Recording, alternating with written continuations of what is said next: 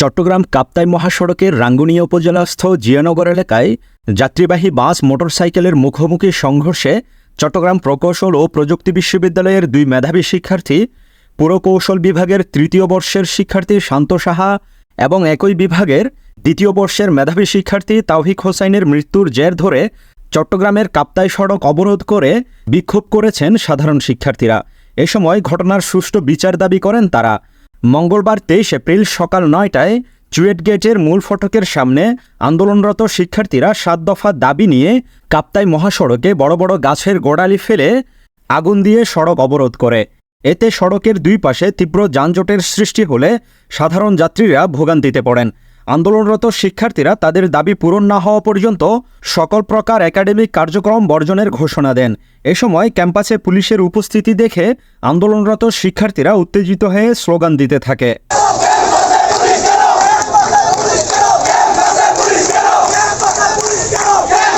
দাবিসমূহ হল বিশ্ববিদ্যালয় প্রশাসন থেকে মামলার মাধ্যমে তৌফিক ও শান্ত হত্যার বিচার, ক্ষতিপূরণ ও শাহ আমানত বাস কর্তৃপক্ষকে আহত চুয়েট ছাত্র হিমুর সকল চিকিৎসার দায়িত্ব নিতে হবে।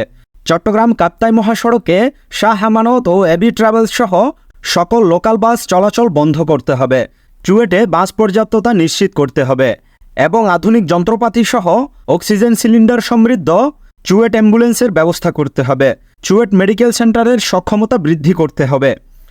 এসব দাবি লিখিতভাবে আদায় না হওয়া পর্যন্ত সকল প্রকার শিক্ষা কার্যক্রম বন্ধ থাকবে এবং আন্দোলন চলবে বলে জানান শিক্ষার্থীরা। যাতে এই ধরনের লাইসেন্সবিহীন গাড়ি এবং যারা বেপরোয়া গাড়ি চালায় কেউ কোনো প্রকার যানবাহন এই চুয়েটের সামনে থেকে যেতে পারবে না। আমরা আমাদের এই দাবি দেওয়াগুলো যতক্ষণ না পর্যন্ত পুরোপুরি সফলতা লাভ করতেছি ততক্ষণ পর্যন্ত আমাদের এই আন্দোলন চলবে। চুয়েটের সব শিক্ষার্থীদের সকল প্রকার একাডেমিক কার্যক্রম বন্ধ করবে। আন্দোলনের পাশাপাশি দুপুরে নিহত শিক্ষার্থীদের গায়েবানা জানাজা আদায় করা হয়। জানাজায় চুয়েট ভিসি, প্রো ভিসি সহ চুয়েটের শিক্ষক শিক্ষার্থীরা অংশ নেন। এদিকে গত 22 এপ্রিল সোমবার কাপ্তাই সড়কের সেলিনা কাদের চৌধুরী কলেজ সংলগ্ন এলাকায় চুয়েটের 2 শিক্ষার্থী নিহত হবার পর সন্ধ্যায় চট্টগ্রাম কাপ্তাই সড়ক অবরোধ করে শাহ আমানত পরিবহনের গাড়ি ভাঙচুর ও অগ্নিসংযোগ করে বিক্ষুব্ধ শিক্ষার্থীরা।